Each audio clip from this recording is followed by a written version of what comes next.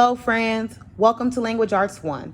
This is Miss Rowland, and we're getting ready to talk about plot diagrams and the elements of a story. So, ladies and gentlemen, this is probably the best decoration I actually have in my classroom, and it's one of the most useful decorations because the plot diagram is important to all stories that we read in this class and just that you read in general.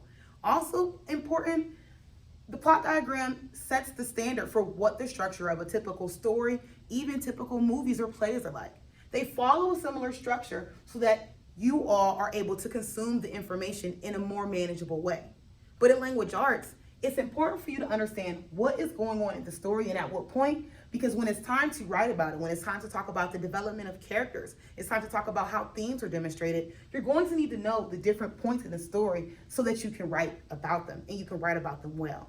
So let's take some time, talk about what this plot diagram is, and then we'll use a little story, maybe the Three Little Pigs, something that everyone is familiar with, so that we can go ahead and build a plot diagram before you get to doing one over your short story. So on your plot diagram, you see that there is many different sections. So you have your exposition, the initial incident, rising action, climax, falling action, resolution, and then finally, the conclusion. I'm sure that we're all familiar with these terms, at least most of them. And if not, we're going to take a second to go ahead and walk through all of them. Starting first with exposition. This typically is the most important part of the story that you're going to get the information from because it's the beginning. It's what's laying the groundwork for what's getting ready to take place. In your exposition, you get the point of view, whoever's telling the story. You're going to get the setting, where the story is taking place. And then lastly, you will get to introduce yourself to the characters that are involved in the story, the movie, or the play. Because ultimately, what happens in your exposition lets you know what is to come, okay? The next thing that you run into after you get introduced to the basics, you know, the who, the what, and the where, you get the initial incident. This is usually the first sign of trouble or discomfort in the story, the play, or the movie that you are watching. So if you think about, for example, what is a movie that maybe everyone's seen? The Incredibles, for example. So in the beginning, in the first movie, in the beginning of the story, we met the family. We understood that it took place in a town. They were all living kind of normal lives. And the initial incident that we run into with the Incredibles is that the father is feeling displaced from who he thought he used to be. Remember, he was Mr. Incredible. And in the place that we find him in at the beginning of the movie, he's working a desk job. This big old guy with these big old muscles is working a desk job. So that demonstrates what the initial incident is. With this initial incident, you're able to kind of peek at and preview what is going to take place in the rest of the story. Because the initial incident, wow, I couldn't spit that out, huh? The initial incident lets you know that this is the conflict that is going to get bigger and bigger throughout the story. And we already know, those of us who've seen The Incredibles, that because he felt like he was no longer a superhero and not doing what he should have been doing, he then went to go seek that out, which led him to a world of trouble. But I won't spoil the whole movie for you if you haven't seen it yet. After the initial incident, we then are met with rising action. So this is how things are just chugging up to the top. Imagine if you were on a roller coaster. It's like you're at this point in a roller coaster, right? It's still kind of click, click, click. You haven't really taken off yet, but things are just churning. So he's meeting Edna, you know, the lady who designs his costumes. He is starting to lie to his wife because he's going on to these missions. But ultimately, the rising action lets you know how the initial incident is being worked through. So when Mr. Incredible felt unlike himself and out of place, he sought help with that. That is going to be a part of our rising action. The climax is the highest point in the story. That is where everything hits the fan pretty much. This initial incident becomes a major issue, and it usually conflicts with everyone in the story in some way or not, especially those main characters. So think of the climax as the mountaintop. It's like you running up the mountain. Well, hopefully, I don't know, I can't run up a mountain. Maybe you can. But it's like you running up a mountain and you finally get into the tippy top. That is what the climax is. It's the highest point of action in the story. It's where all the juice is taking place. So your big fight scene, your big arguments, your big blow-ups, that is the climax. That is typically where the action is taking place.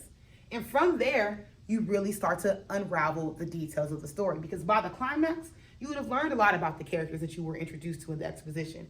You would have saw how the characters tried to work through their initial incident.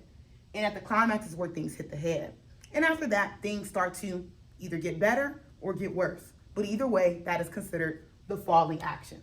So everything that takes place after the big blow up, once Mrs. Incredible figures out what is going on with Mr. Incredible, and then he finds himself in a fight that he cannot win. I know I told you I was going to stop ruining the movie. I can't help it. But when he finds himself in a fight that he cannot win, he's now lost. His wife cannot find him. His kids can't find him. That's where we get the family coming in to save the day. And what do? They do exactly that. So everything that happens after they save the day is considered the falling action. It's the details that aren't really as important because you've already reached the max point, but you are still learning more about the exposition, your characters specifically. Because at this point in the movie, the story, or the play, your characters should have developed. They should have changed either because of the climax or because of the rising action, but they should have indeed changed. Then your resolution. Ladies and gentlemen, we should all know what the resolution is. This is where the problem is solved. So that initial incident that we run into in the beginning, where Mr. Incredible is feeling lost and unsure of himself and looking for a way to belong back to who he used to be as a superhero, the resolution is where it's indeed solved. I won't spoil that, I promise. But the resolution is where the conflict or the problem, the issue, that initial incident is taken care of. Maybe it's not taken care of. Maybe we're left with a bigger issue, but ultimately we get some type of resolve to whatever that initial incident was. And then, of course, you wrap up with the conclusion. Some of them may be great, some of them may be poor, but the conclusion is where everything finishes up. So, for a quick review of what the plot diagram includes, and to give you a little break from seeing my face, let's go ahead and summarize it. So, starting with the exposition, you're getting your characters, your settings, your plot. I know my graphic says male, it should say main. Forgive me for the typo. The next is the initial incident that really sets the stage for what the rest of the story includes. Your characters start to begin to solve their initial incident. They look for solutions. However, during the rising action, we're able to see that the solutions that they find aren't really solutions. They create more conflicts as we approach the climax. The climax is the highest point in the story. This is where all the action happens. There is no going back after this point. You should be considering there, what is your character doing to respond to the climax? And what does what they did in the rising action demonstrate about their character?